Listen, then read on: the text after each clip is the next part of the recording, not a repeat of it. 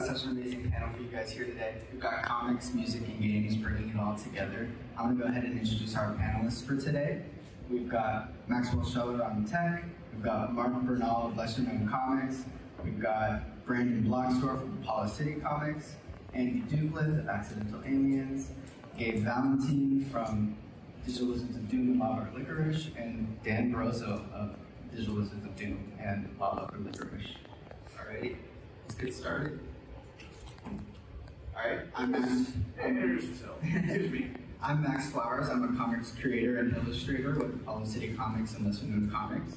I'm the co-creator of Rap Brain Zine, and I'm a punk and metal enthusiast, having played in many bands in the SoCal area, punk and metal mainly. And here's our panelists today. Look at those beautiful pictures of them. All right, we've got Andi Dukleth up first. She's a San Diego-based indie comic writer and illustrator, doing the Accidental Aliens anthology, which she's been doing for a few years now. And she mostly enjoys symphonic metals, Celtic music, anime, and video game soundtracks. Andi, do you want to give us a little bit about what Accidental Aliens is and what you've been doing? Yeah, so the Accidental Aliens were all San Diego-based creators, illustrators, writers, etc. Every year we've been getting together to put an anthology, collection of short stories with different themes, and the goal is to just kind of lift each other up, promote one another, help one another out, and support the local talent. Awesome, thank you. And how has Celtic music and video game soundtracks and things like that inspired your work? So I gravitate a lot towards like fantasy and dark fantasy genres. Celtic music kind of helps like bring me into that world. Growing up, my parents were very strict with like what I could watch TV. On top of that, my dad was cheap, so we only had like 3 channels. So when YouTube came out, there was a thing called like anime music videos that I like consumed a lot of, and a lot of them used like Celtic music and like symphonic metal to like scenes of like Vampire Hunter D or like Naruto, like just to kind of keep the vibe, And it was just kind of through that, like probably the same with the music and like visual medium together that really inspired a lot of my work today. And even now, like if I listen to like a cool new song, like I don't know, I'll like picture like a sequence in my head, and sometimes I'll draw it out, or I'll kind of explore ideas through that. Awesome. Can you tell us a little bit about Pink Delirium, which is your short story in the Accidental Aliens anthology?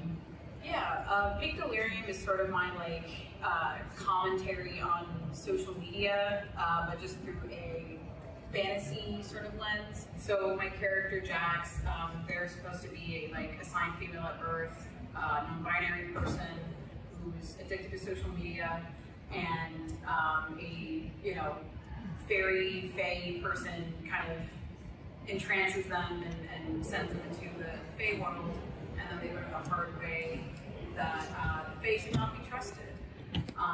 And where this ties into music, like again, like the Celtic music and just all of that, classical music for this one too.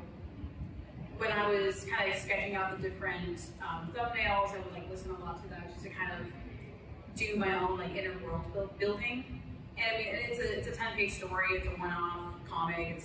I'm not necessarily planning on expanding on that world, but it is good to kind of have those ideas in the back of my mind. I'm like, okay, like what is the mood that I'm trying to evoke? Awesome, thank you so much.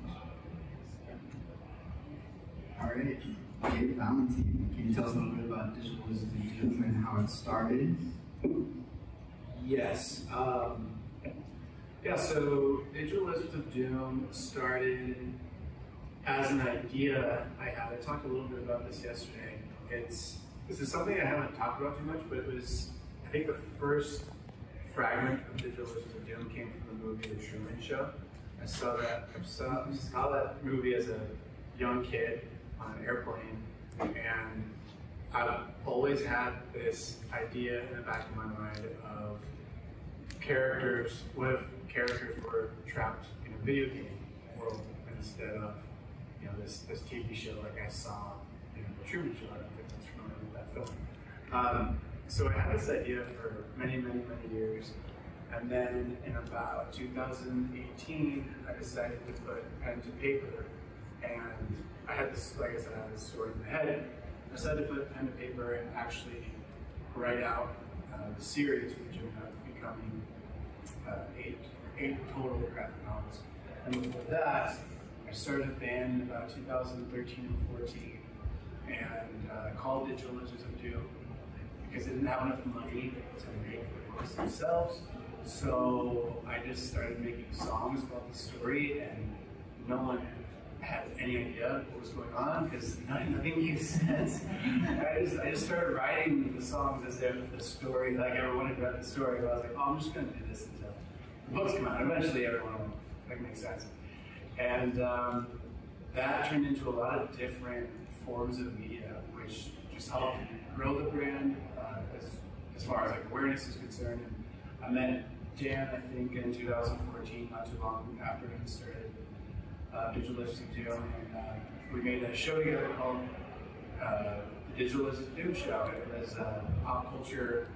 We interviewed different people from like pop culture and mediums in that world, from cosplay, people who did cosplay and video games and actors and comic artists. And we just kept growing the brand until about 2018. I decided it was finally time to bring the story to life. And we had a couple different publishers. We had Clipper Press, then we were with Western Comics, and now we're currently with Paper Cuts.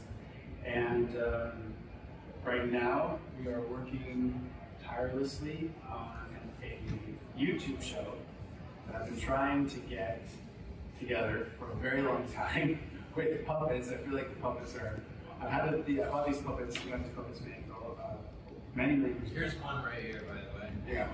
We had them made like 4 years ago at this point.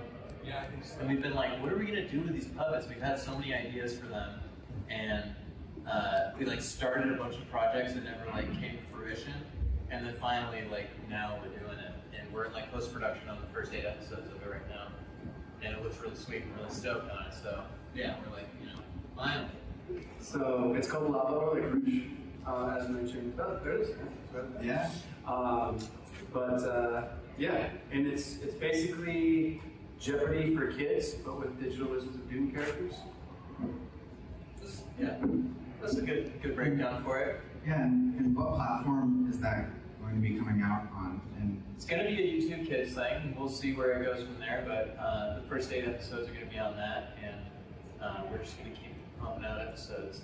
That's amazing. Yeah. And, Oh yes, we have a cast list for Lava Licorice. Can you tell us who's in your show? Yeah, we got a bunch of really, really talented people that work on it. Let's go down the list. I'm doing the voice of Dizzy Doom, so I brought him on. The most talented. I'm not even close, dude. So yeah, I'm doing Dizzy Doom, and he sounds like, "Hello, dudes, it's me, Dizzy Doom." So that's our boy Dizzy right there. We are incredibly fortunate. I don't know how, I don't think Gabe's told me the full story on how he met Ray Porter, but he did the voice for Darkseid in the Snyder cut of Justice League, which is like pretty freaking insane that this dude's working on our like little kids YouTube show. And then gonna be in Rebel Moon, like he's like a legit like movie star that's working on our like little kids show. It's like really special and great that he's agreed to do it.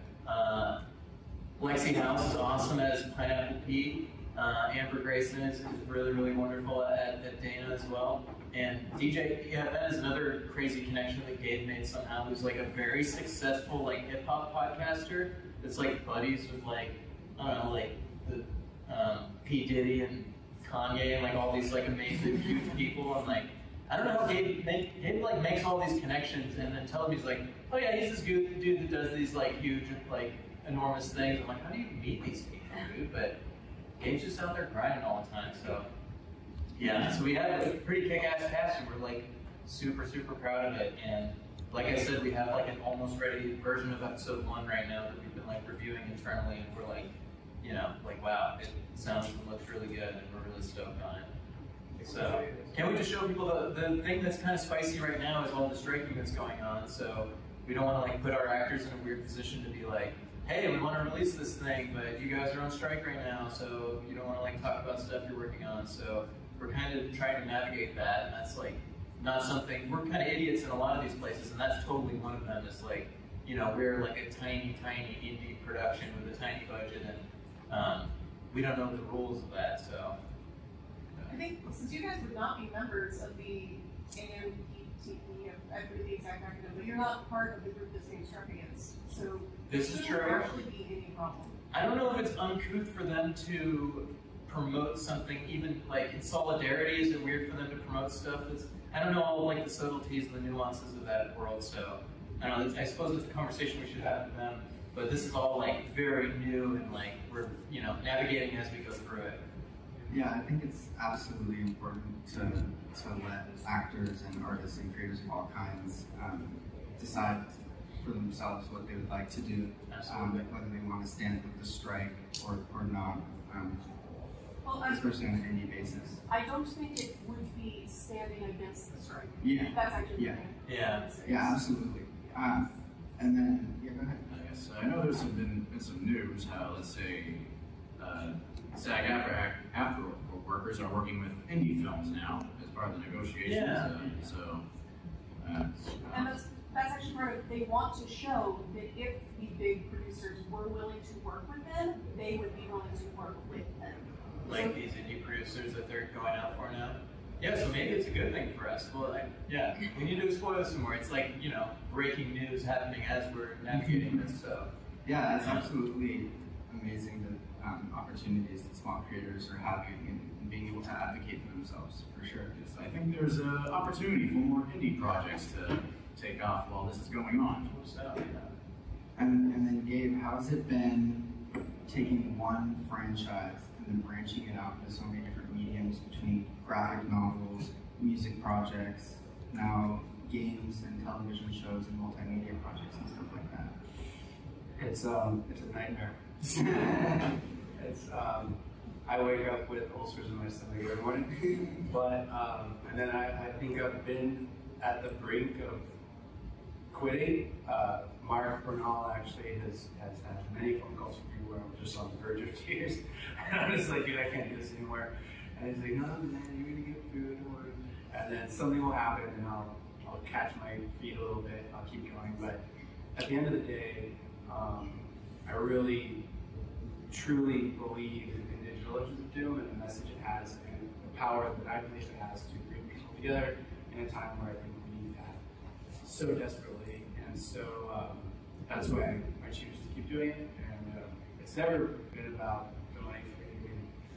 I mean, if that was the case, I would have been out a long time ago. So, but yeah, but it is fun, and I'm such a fan of all these things that, of course, right? Like we want, because we're making something, we want our thing to be a part of this other thing. So I love TV and film. I love video games. I love music. I love live entertainment, and I love comic books. I love storytelling in general, in every form it has. So for me, that's another thing Mark can attest to. I've always been like, okay, I'm gonna stop here. I've done enough stuff. Like now, I'm just gonna focus on these things, and then I'll be inspired by something like, oh no, we need puppets now. Oh yeah, let's go make a puppet show. That would be a great idea. And then that leads to 3 other things. So that's how it goes. Awesome. And Mark, how do you feel helping creators juggle all of these projects and dreams and aspirations? So yeah, the thing that you have to know about Gabe, the first time I did a convention with him, right? Like we're unloading all this stuff, and I already knew he did like video game stuff and music and comics, and we're unpacking all these boxes, and there's this big old box, and I'm like, what's in this big old box? And he's like, oh, it's the puppets. And I was like, of course there's puppets, dude. I'm like, what are you trying to do to me? And we in the hotel room, this dude puts on cartoons the second we walk in. He consumes cartoons till the time he falls asleep. We wake up in the morning and just more cartoons until it's time to go. And it's just a testament that Gabe is a unique individual unlimited capacity to create. So, as an indie, publisher that had the privilege of getting to work with him on 2 books, it's really exciting to just kind of get out of his way as and let him be Gabe. Yeah, thank you. And I have a question for Gabe. Can you describe a typical, just a regular episode of Lava or Licorice? What can people expect? Well, it's a game show happening inside the belly of a active volcano, but it's actually not lava inside of it, it's pizza sauce. So it's a quiz show, and if you get a question right, you get a licorice point, and if you get it wrong, you get dumped in the molten hot lava. So, yeah, it's quirky and it's silly and it's fun and hopefully a little educational. We're trying to teach people some little factoids, some like fun stuff for kids to be able to like repeat to their friends and their parents and stuff. But yeah, that's the general breakdown of it, I'd say. Amazing. Yeah. All right, Brandon Bloxdorf, the creator of Apollo City Comics. Do you want to tell us a little bit about your podcast and the punk anthology and what you've been up to? Yeah, so I started Apollo City Comics almost 5 years ago, just as a way to break into comic books. After writing for websites and doing reviews and like creator interviews for a number of years, and some of that stuff fell apart, so I was just like, I need to find a way to get into comics somehow. And I started this podcast, and it took like 4.5 years for like something to happen. But it just shows like consistency, and if you just keep on doing what you love, it doesn't feel like that. That's like the key part about it. Like, just if you're enjoying it, it didn't feel like 4.5 years. But I was fortunate enough to come across Mark, and we had discussions about books, and I told him about the series Teenage Babylon that I was putting together. And Teenage Babylon is a cosmic punk rock love story. And Mark was like, this is cool, this is a good idea, but you know what? You should maybe put out an anthology first, a punk rock themed anthology, build your base, from that punk theme, and that way when people back Teenage Babylon in a year, 6 months later, you'll have a fan base for that theme. And so now we're trying to like capitalize and like invest on anthologies to get more creators, and that's how I met Max, both Maxes over here, and it's just brought together a community. So I think I answered your question straight off. But, because of the success of the anthology, this is it here. This is the San Diego variant we're selling in booth 1907 right now. This opened up a lot of doors for us. What happened was the Kickstarter was real successful because we had we had an insane amount of submissions. We were thinking we'd get 10, and we ended up getting 80 plus submissions for this punk anthology, which just totally blew us away. And we broke it down to 16 creative teams, 60 pages, worked with Comics Wellspring on all this. And Comics Wellspring really admired the I'm gonna get up and just do it myself attitude. The DIY punk kind of like vibe that we're doing through this is why they sponsored the book. We had a lot of conversations, and it's all I want to do with the show, and all I use it for is to elevate indie creators and our stuff, which we are indie creators. So it all just kind of tied together, and we were fortunate enough to get set on this panel and brought to San Diego and be able to promote this. And we had through all of this, we met Max and Milo, and they made these just amazing San Diego posters. What's cool about these posters is that everyone who backed the Kickstarter gets a special variant of this poster. So this is the San Diego variant. If you did the basic tier, you got a black and white, and depending on what tier you got, like the punk tier got pink, this Wolf Punk's book got red, the highest tier got this black and metallic poster that they'll be printing out soon. And it's kind of wild how you go from, I'm just trying to start a podcast and talk about my passions, and I'm reading this stuff anyways, might as well do something with it. So like, becoming a publishing imprint now. Now Apollo City Comics is a podcast and a publishing imprint. We are the Vertigo young animal to lesser known as DC. And we have a handful of creators under our belt and just kind of steaming forward. It's wild. Yeah, on that imprint, we've got your own book, Teenage Babylon, but you've also got other projects like Figure Death and Cyber Saint, the Shadow Anthology, and Corpse Paint, and a ton more anthologies coming in the future. Can you tell us a little bit about those projects and juggling all those creators and how you've met and what they all bring to the table? Yeah, so the anthologies are really interesting because they give us an opportunity to scout out indie creators really indirectly and search for talents and stuff. So what's fun about it is that now we're all trying to do, like, Alex Batts was doing cyberpunk comics, so he did the CyberSync anthology, which we helped promote, and we're going to be doing the Kickstarter soon for that. We just narrowed down the results. And he'll be launching that after that. And then we have Kai Brown, who is doing a couple books with us with various creators. And she's doing a shadow anthology, which is related to one of her books. And with this, we're working on another batch of people who, like Eric, who's part of B Comics. They did a book called Outer Space. They'll be working on a book called Too High to Die, which is a stoner comic, which correlates with a lot of what we do, because I'm working on a book called The High Adventures of Weed Wizard and Bong Boy. And it's fun being able to scout these people out and hear their pitches and see their aspirations and come to us with completed work, because a lot of these publishers will just kind of dismiss things, and a lot of the mainstream publishers are hard to get a hold of. It's hard to make an impact as an indie creator. So by providing a platform where you own all your rights and we help you get out there and work on your book, edit it, get some eyes on it, give you feedback, and work closely with you as a creator, it's been super rewarding. We're just trying to manage all of it at the same time as we make our own books. And the juggle seems insane, but you pace things out, and if you love everyone you work with and it all works together, it is a bit stressful for sure. There's a lot of social media and marketing that seems like exciting, but then like outcomes and results. But if you just keep on doing it and keep on doing it, like 4.5 years paid off for me just to make my first book. And if this was my first book, we're trying to find ways to put out more work and make it more accessible, not just as indie creators, but as consumers. Because we know that pitching for Kickstarters can be pricey if you're giving $100 per Kickstarter. So we're looking at new ways to make it easier and more accessible. Awesome, and it's great that you're giving back to the community and creators and artists who maybe wouldn't have a chance to be published, and being able to publish them yourselves and get all those eyes that something like San Diego Comic-Con can bring to an indie book and indie creators who maybe this is their first book. Max is like the ideal person to be saying this too, because I saw Max's work and saw Stage Fright, and it was just like this kid that was blowing up my Instagram asking me questions, to like now he's the designer for the Apollo City Comics imprint. Now I'm publishing one of his books. We talk every single day. We just met in October, November, but those kind of friendships and things can flourish really quick when you all have the same vision and you all share the same aspirations with one another.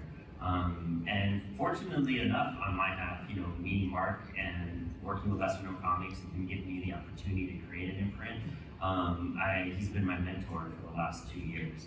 And so a lot of my success, I just watch Mark and listen to him and pick out what I think worked and what I could try to do different and what I could try to switch up. And sometimes it works, sometimes it doesn't. But it's just wow and exciting being to work with such a creative group of individuals. And then I know that the San Diego variant is sponsored by Comics Wellspring, which is a comic picture that you're using. Can you tell us a little bit about them, and Mark, you can jump in on this too, since you currently Comics Wellspring, and if anybody else is welcome to as well. Yeah, Comics Wellspring, I got to meet them at Baltimore Comic-Con, and what's crazy about that meeting is that I wasn't going to go to Baltimore Comic-Con. I had just lost my job. I was laid off a few weeks before that, and I was kind of in a stage where I was like, I shouldn't be going to a convention and having fun. I should be trying to grind and figure out money. And Mark was like, just come to the fucking convention. Fucking hang out for the weekend with your friends. And I was like, all right, I'll go. And that opened a million doors. Not only did I get to meet people who run Comics Wellspring there and network a little bit, but I will be hosting a podcast for them soon. And that kind of tied into the whole anthology and the hard work, the DIY aspect of it, because I saw what I was doing with Apollo. They saw how I was trying to put all this stuff together. And the podcast is going to be called Inspired Inc., and that will be launching this fall. It's all about interviewing indie creators and giving inspirational stories and advice and trying to help people not give up. Because art is rough, making comics is really fucking hard to find out. No matter how much support you have, And so we just want to keep indie creators growing, you know, and even, I even do a live drawing show on Apollo because I don't know how to draw. So we have a show called Drawing Shit, and where we just draw shit. But I get these indie creators to come on the show and teach me how to draw. So it's an interactive way for them to get exposure. It's a way for me to learn how to do stuff. So like in 5 years, I can put out a half shitty comic. In 10 years, I can put out a half decent, you know, almost not a shitty comic. And so it's all about spreading the word and educating and inspiring. And I just really want to inspire people to make comics and art. And so far, it seems to be doing okay. Like, yeah, I mean, it's amazing what you guys are working on and Comics Wellspring is working on and bringing this indie comic scene together, which leads us to our next person, Mark. Yeah, Lesson on Comics has had an amazing impact on indie creators with a team of 50 and counting or more creators. Can you tell us a little bit about Lesson on Comics and the indie comic scene that you're trying to build? Yeah, so 2 years ago, or November 2020, my wife gave me permission to make a comic, and 27 titles later, it's really rewarding. She sells the boxes and orders and stuff. She's like, hey, this is great. Can you get it out of my living room though? You know, but it's been really cool. And brand success is a testament to a pretty simple fundamental rule about life. You know, community is the single most determinant of success that you will find in any endeavor in your life. You know, you talk about anything from what happens to kids in classrooms. I say 90% of the outcomes in classrooms are dictated by what happens outside the classroom, their family, their friends, all this stuff in their community. It's the same thing with creators. You know, people come to us, they have awesome ideas, but the first thing we have to do is plug them into a community of people that care about them and support them, to check in with them. You know, that makes the difference, you know. You don't need permission, you don't need a set of talent to do that, to be a person that, so like Brandon, you know, drawing shit is actually brilliant. You want to be a better illustrator. So you're like, oh, I'm just gonna interview illustrators. There's a need for people to be interviewed that are doing indie comics, and I have a need to learn how to draw stuff. There's no permission slip needed. There's no barrier to entry to that. So people say, oh yeah, I would make comics if I could do this, that, and that. Like, what are you waiting for? You know? It always cracked me up, because when we would do with this punk anthology, Milo who made these posters, it wasn't like, hey, you know, he asked permission to make these posters. He just stuck his head in the Zoom call and was like, hey, you guys need posters? You guys need patches? I can do all that stuff. You know, let me help you guys, right? You know, and we're uniquely lucky, especially in the anthology, because music is, you know, historically a unifying force, right? You know, we've all been there, right? Where a song comes on in the bar and you're singing it, and a complete stranger starts singing it next to you. You know, it's a real special feeling, and so you do that with everything else that we're doing in community building. It's got, you know, exponential outcome. Yeah, and I think Andy and Gabe and Dan, you guys are fostering communities too, and you guys have your own network of people that are supporting you. Do you want to give those people a shout out or talk about how you want to grow your own indie community? Yeah, I mean, so my colleague who's up here at the show is Scott Lost. He's another indie creator. He has his own creator-owned comics, and they're both in small press if you want to stop by. But initially, we all met at San Diego Comic Fest, which was founded by the original founders of Comic-Con. It was just meant to kind of bring everything back to just comics. 2016, I go, I'm like, hey, I'm new in town. I want to make comics. I don't know where to begin. And for him and other creators like Travis Rivas and Emily Rocha, Rodney Anderson, we all kind of started hanging out, and we were like, you want to do an anthology? We're like, yeah, let's do it. And we've been doing one ever since, funding the money or raising the money through Kickstarter. Awesome. And Gabe? Yeah. Yeah, I feel like most of the communities we have are very similar, and we cross paths with Accidental Aliens. I'm actually still working, even though Digital Doom isn't a part of Flesh and Bone Comics anymore. I'm still working with Mark very closely on a couple titles that we'll probably be announcing soon. And a lot of the people who worked on Lava Licorice are good friends, and well, actually, I guess all of you guys are friends. And that just kind of seems to be how it goes. You hang out with people, at least for me, I try to hang out with people I can learn things from, and whether that's whether that's a skill, how to be a better human being, how to grow, and there's so many different ways you can grow and mature. So yeah, just make your community really does. I agree with what you were saying. Like your community really has a lot to do with the success of your project and whatever you're doing, really. Yeah, absolutely. And Mark, Lesser Known Comics' motto is treating artists like humans. And it's not just artists, it's writers, creators, everybody involved. We're all trying to be humane to one another. Can you speak a little bit more on that motto and what it means to you? Yeah, absolutely. So, when starting a new publisher, if this whole thing moves at the speed of Mark, it's going to fail miserably. I say that all the time. So what we need to do is move, where we have the collective hive mind that's just doing awesome stuff. And that's like my favorite part. When I just see the group chat just blowing up and people just solving problems together at a rate that I just could never ever keep up with. Right? It's funny because coming into this Comic-Con, I didn't even know we had a table. And once it became apparent we had a table, then people just solving stuff. There's stuff being driven down from LA and this, that, and the other thing. Really, really cool to watch. With regard to treating people like humans, it's 5 basic components, and if you want to get hippy dippy, it's that has a lot to do with that mind, body, heart, soul. You have a relationship with somebody, it should be a fair deal first and foremost, right? So it's not a fair deal, you're just gonna walk, right? Someone could also give you a fair deal, but they could also be emotionally not great to you. They have highs and lows, and they put all that anger on you. So you solve that problem. Okay, let's treat artists kindly and let's give them a fair deal.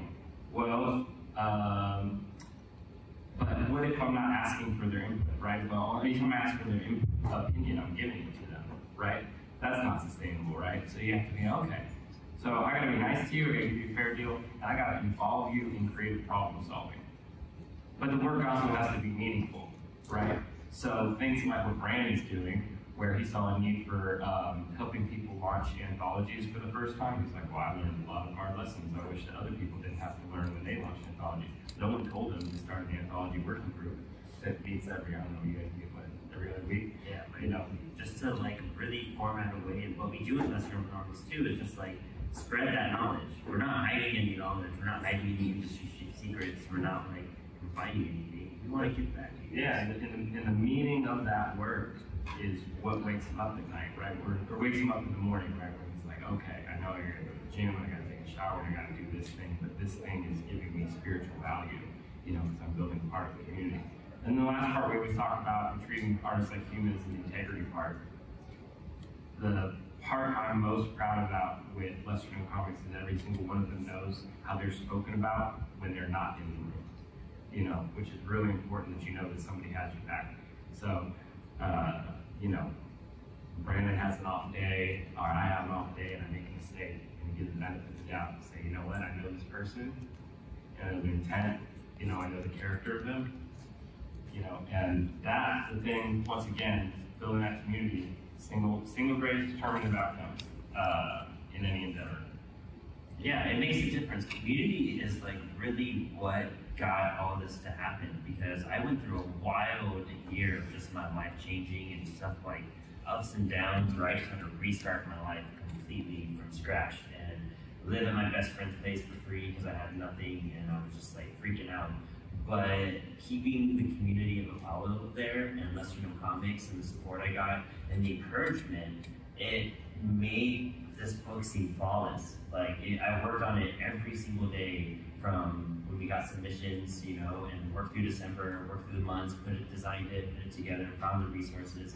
But the community and the people who watch the show, listen to the show, and send their encouragement and give me quotes or say what parts they love when it's like an hour into an episode, that's what kind of keeps it alive. And you realize that, like, oh, what I'm doing is kind of like not only good for me, but it's helping out other people too. And once I realized, like, it's hard. I was trying to get published. I was trying to find writers and creators.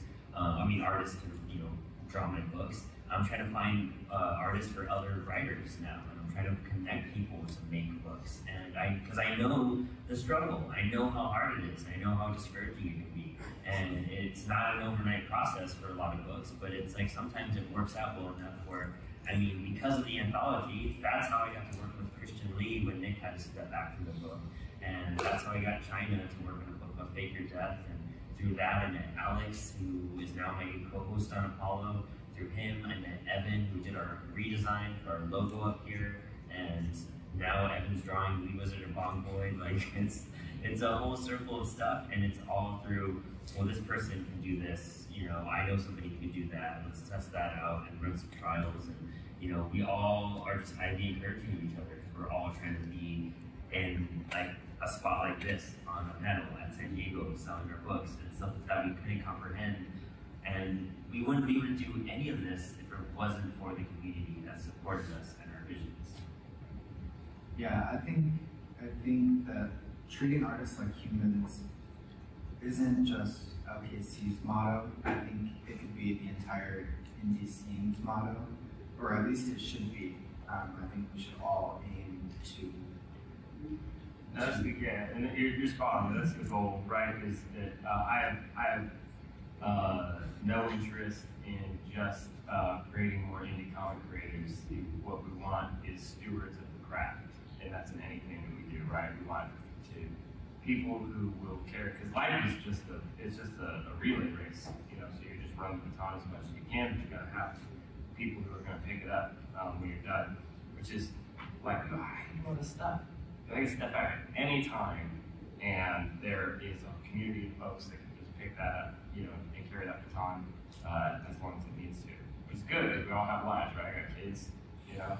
Guess what? They come first before comics, you know. So, you know, not putting anything that they need my full attention, you know. But yeah, I think you're spot on.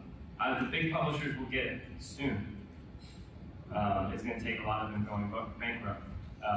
You know, before they realize that you know, every endeavor in life is human focused first.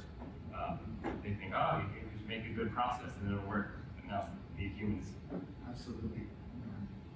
And if I may add, I think what we're seeing a lot of with the WGA and SAG-AFTRA are applying, or the same principles apply, just in the inverse. It's the result of chronic neglect for, you know, the little guy, the writers, the boom pollers, like everybody that makes the movies and shows that we love. Yeah, and those are the people that make things happen. You know, it's not just one person or one corporation. It's a whole slew of people that do lead human lives and have feelings and needs. I wanted to go ahead and move it and let the audience, you guys, ask any questions you wanted to ask any of our amazing panelists here. If anybody has any questions.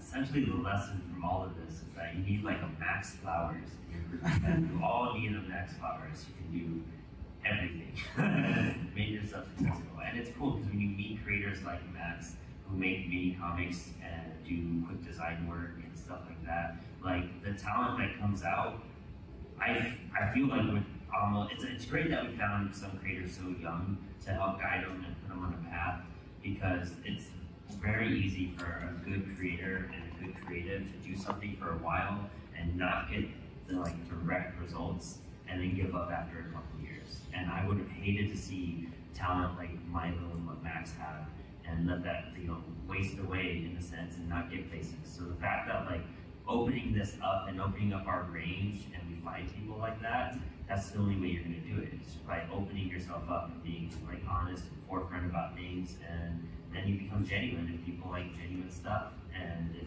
like with Apollo, there's no false or different version of me.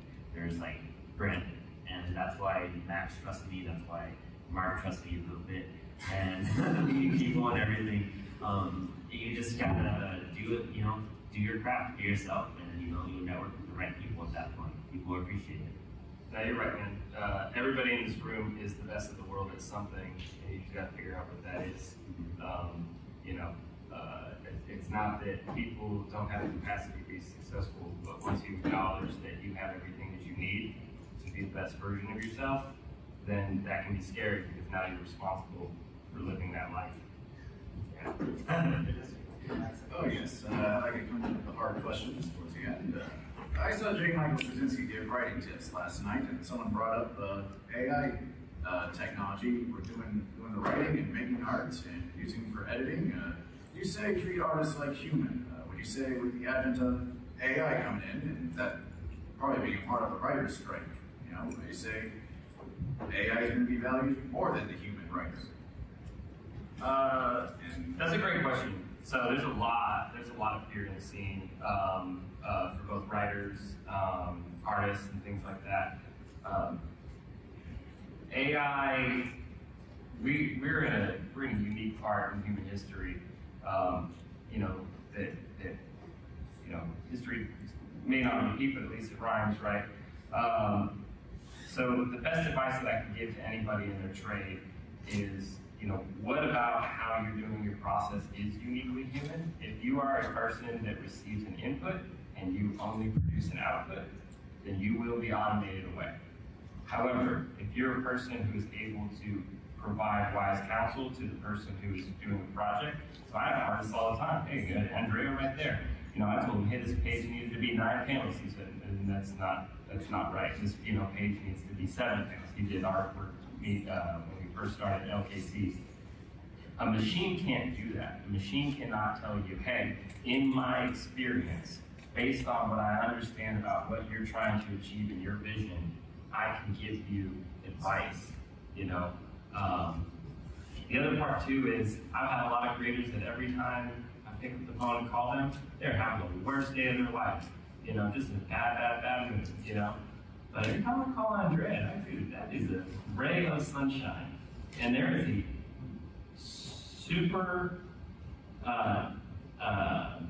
identifiable outcome with that. It affects both the bottom line and it affects the success rate of the actual project. You know, so I guess until they make AI that can say, hey, I love you and I'm proud of you as a friend and I believe in you as a human being, and then come out of the computer and give you a hug, you know, and encourage you when you have like a really bad day. You know, I guess, you know, we got a way to go for that so we can have that discussion. But in the meantime, I think artists and writers, if they can keep being what's uniquely human, they'll be successful.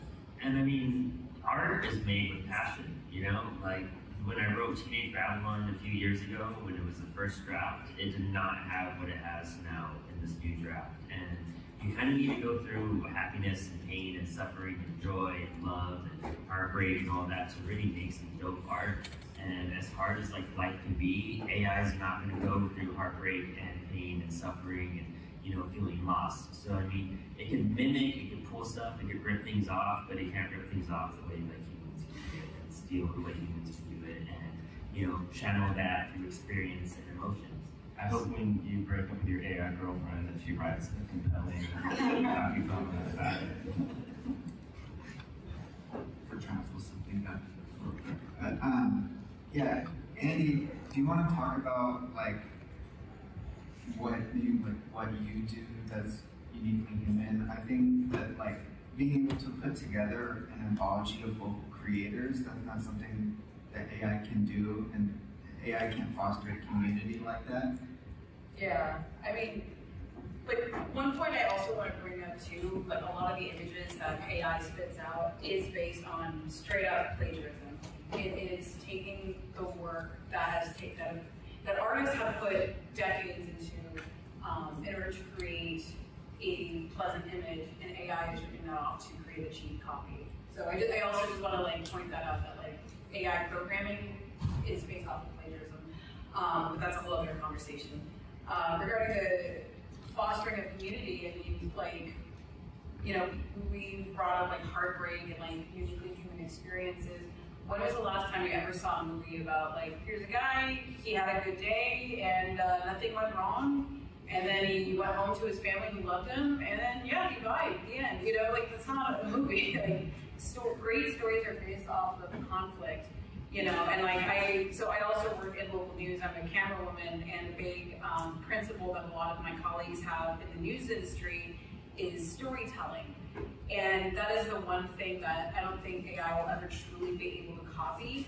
What is concerning to me is sometimes I think, you know, for someone that's just looking, like it might be an unscrupulous person who's just looking for like, I just want a, you know, a crappy screenplay of like whatever.